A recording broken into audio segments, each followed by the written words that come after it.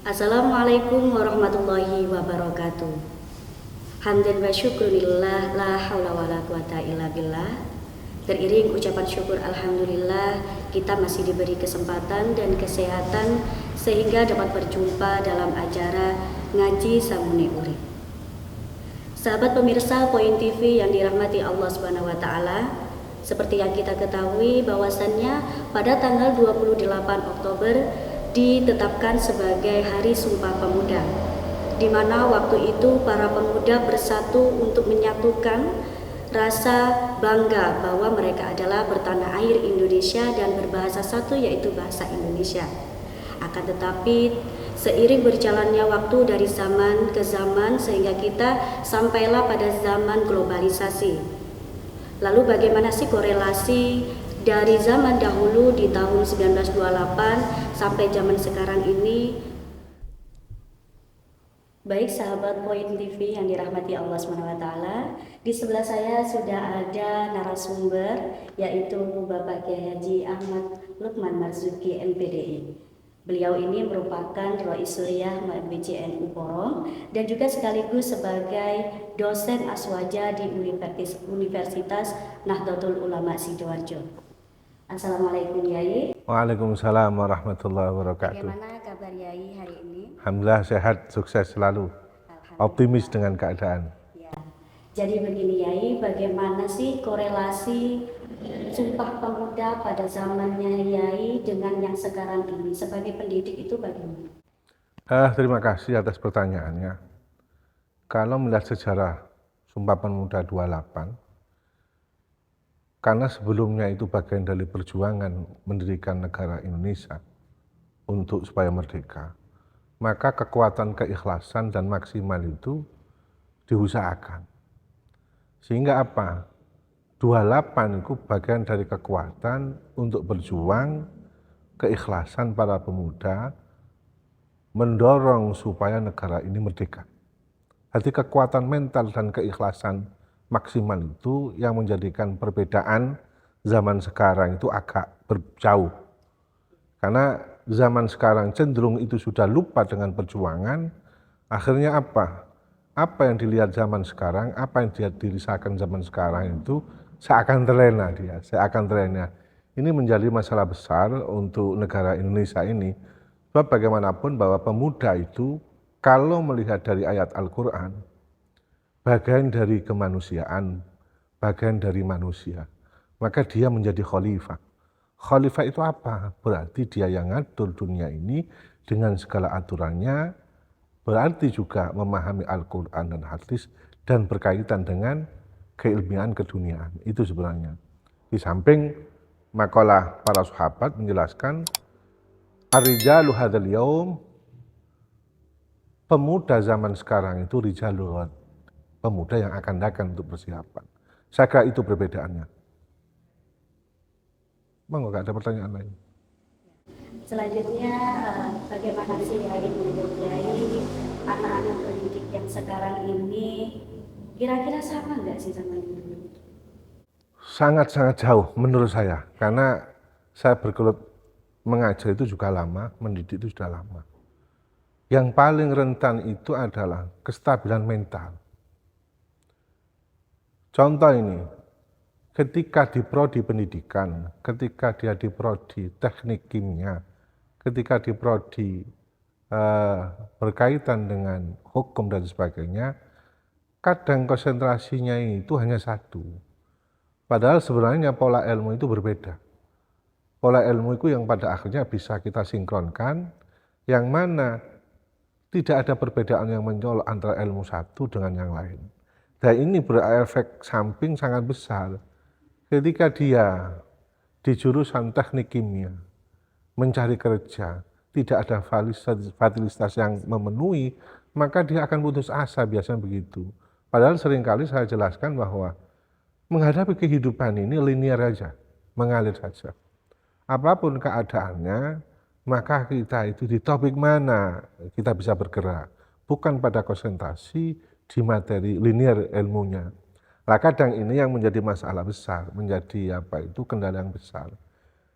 Kalau sudah seperti ini, bagaimana kemudian dari pihak pemuda ini berkembang dengan sendirinya, berkembang dengan mandiri? Ini sulit.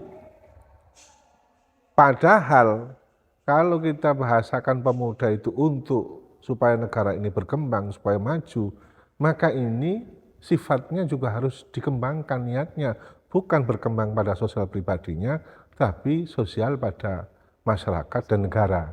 Nah, ini yang paling penting harus dipahami para pemuda. Gerakannya juga harus amfak, gerakannya juga harus siksak, kemana dia mengarah, maka di situ ada tujuan untuk mengembangkan negara, mengembangkan masyarakat, wabil khusus pengembangan pribadinya. Supaya dia sukses secara pribadi, negara pun juga sukses. Tapi gini, zaman yang modern ini, kadang pola pemikiran kebenaran itu menjadi kejelekan.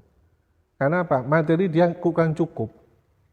Apik diarani elek, elek diarani apik. Ini menjadi persoalan besar. Sebab kalau kita mengatakan bahwa ini bagian dari kejiwaan keagamaan, mestinya stressing agama harus jelas dulu, kemudian dikembangkan dengan ilmu umum. Maka pada akhirnya dipadukan, di sini ada temu kemana arahnya. Sebab di penjelasan hadis itu begini, sebaik-baik manusia, sebaik-baik harta itu adalah ketika yajuru ilal manfa'ah, yajuru ilal din, ditarik pada kebaikan agama dan kebaikan sosial. Insya Allah seperti itu. Bukan hanya isu itu saja, karena pemuda zaman sekarang juga bukan hanya pemuda saja sih, juga anak-anak yang remaja-remaja itu sekarang kan menggunakan sosial media itu kadang juga nggak begitu baik, ada manfaatnya. Itu juga ada yang kecanduan game online. Terus menurut jenengan bagaimana sih langkah-langkah untuk memperbaiki hal tersebut? Mestinya negara itu harus punya konstruksi besar. Apa? Melihat dari modernisasi diterima secara bebas, maka negara harus bisa memetakan, mengarahkan kemana sebenarnya ketika mensos ini sudah di tangan masyarakat. Maka harus tanpa kebijakan pemerintah yang jelas, masyarakat tidak akan mampu. Orang tua saja nggak mampu untuk mengarahkan, apalagi masyarakat. Ini kan si malakama sebenarnya. Melihat dari perkembangan secara IT memang kita senang, satu sisi secara efek itu besar. Kenapa? Di materi IT yang berkembang itu kan macam-macam. Yang agamis hanya berapa persen, yang banyak itu maksiat, yang banyak itu hanya permainan. Permainan ini tidak ada gunanya sebenarnya. Sebab ya apa, kita harus menyadari bahwa kehidupan kita itu untuk ibadah. Untuk ibadah itu berarti ibadah secara khusus, kemudian ibadah secara sosial. Lah materi sosial ini kadang lemah, apalagi tidak bisa memanfaatkan gadget, apalagi tidak melihat perkembangan zaman yang begitu cepat. Orang yang mengatakan kejelekan menjadi kebaikan sudah banyak, sampai lihat di medsos. Betul-betul jelek itu sudah diarahkan dengan pemikirannya supaya menjadi baik. Itu banyak sekarang, contoh-contoh seperti itu. Saya kira itu untuk pertama kali kita harus stressing. Kebijakan pemerintah itu harus betul-betul mengarahkan. Berarti pemerintah itu di bawahnya siapa? Ya Menteri Pendidikan. Di bawahnya siapa? Ya stakeholder yang berkaitan dengan kebijakan yang ada, kemudian masyarakat. Tanpa itu sulit. Banyak orang tua sambat, tapi kemana kemudian kita memaksakan mereka? Karena apa? Ketika ada kemungkaran, wabilisanihi. Kita ada kemungkaran, kemudian wabiyadi. Yadihi itu memang kalau anak orang tua, tetapi lebih umum lagi itu pemerintah. Tanpa pemerintah mengarahkan kemana arah gadget, kemana arah pengaruh yang tidak Islami ini kita jauhkan, sulit. Jadi pemetaan itu harus ada, kemudian stakeholdernya, pendidiknya berusaha maksimal untuk mengarahkan mereka. Saya kira itu, Win. Dengan kondisi yang seperti ini, apakah menurut jenengan mereka ini tahu nggak sih makna dari Sumpah Pemuda sendiri itu bagaimana? Saya melihat dari yang saya alami ya, komunikasi dengan pemuda, komunikasi dengan mahasiswa, sudah hilang. Dasar-dasar Sumpah Pemuda itu sudah diabaikan. Hanya dia belajar, sepenting lulus, skripsi mari, kemana arahnya, mari skripsi, ya bingung. Dia nggak tahu. Umumnya orang mengatakan bahwa kerja, iya kerja, tapi kemana kerjanya? Pemerintah satu sisi itu kurang memfasilitasi, maaf. Contoh prodi pendidikan, berapa persen adanya pendidikan.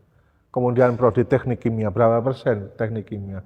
Teknik lingkungan, berapa persen akumulasinya difasilitasi. Uang perguruan tinggi juga banyak. Ketika dia menyadari seperti itu, mestinya dia harus menarik diri. Berarti topik materi secara linear itu tidak harus kita terapkan. Sebab pola pendidikan, pola ilmu itu sebenarnya hampir sama. Cuman bedanya nanti kalau matematika ke sini, kalau ilmu kimia ke sini, ilmu umum di sini. Tapi sebenarnya materinya sama, secara ilmiah sama. Jadi polanya sama pendidikan, tinggal penerapan. Seperti Mas Arif itu yang bagian tim Point TV, dia sarjana pertanian. Sekarang ahli di bidang seperti ini, kan nggak tahu. Sering saya katakan dengan mahasiswa, lakukan. Tapi sampai nggak tahu manfaatnya kemana kehidupan itu. Jangan memaksakan dengan materi linear, tapi kemudian stagnan, tidak berkembang. Itu sering saya katakan. Ini pola pemikiran agama. Pola pemikiran agama itu tidak harus diatur secara khusus, tidak.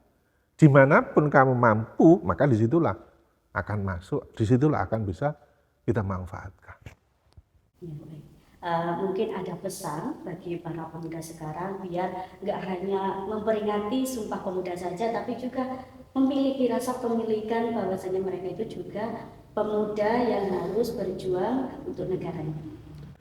Saya minta pada para pemuda, bagaimanapun bahwa sejarah itu bagian terpenting kehidupan. Orang melangkah menuju kebaikan tanpa sejarah sulit. Karena kalau di agama, belajar sejarah itu bagian dari keimanan. Persentase keimanan itu bisa terjadi di belajar sejarah. Nah, kalau Sumpah Pemuda untuk pengembangan negara, pengembangan masyarakat, dia harus juga sering membaca mana arah pokoknya Sumpah Pemuda ini.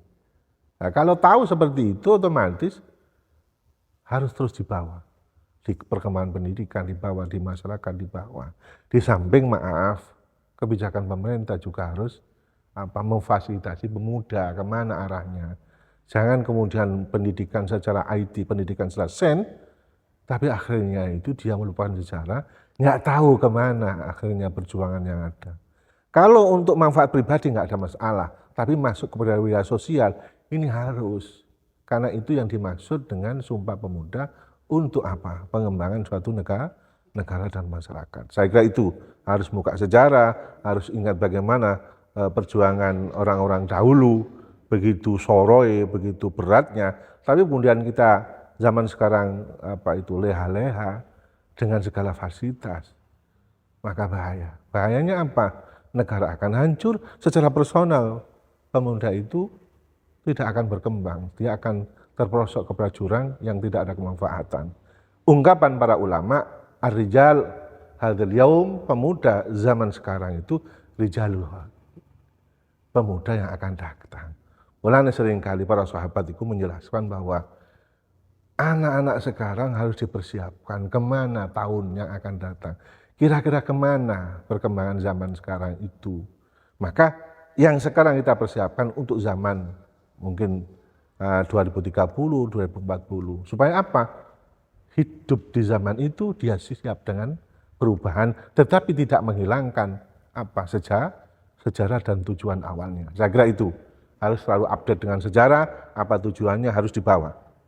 Dan dia berusaha untuk manfaat pribadinya dan manfaat pada orang lain, yang pada akhirnya bahasa orang lain itu atasnya adalah negara. Saya kira itu, insya Allah lah, ini kemampuan kami yang terbatas. Kalaupun ada koreksi, mohon dikoreksi, mohon maaf. Terima kasih. Terima kasih atas penjelasannya dari Bapak Kiai Haji Lukman Marzuki. Eh, Sahabat Point TV yang dirahmati Allah Subhanahu wa taala, itu tadi sudah dijelaskan bahwasannya para pemuda itu bukan hanya memiliki rasa Sumpah Pemuda saja, tidak hanya memperingati saja, tapi juga harus dibuktikan dengan kejelasan bagaimana tujuannya untuk kedepannya bagaimana. Dan juga harus diselingi dengan rasa sosialisasi dan juga ilmu agamanya harus seimbang. Itu saja dari kami. Saya akhiri. Wassalamualaikum warahmatullahi wabarakatuh.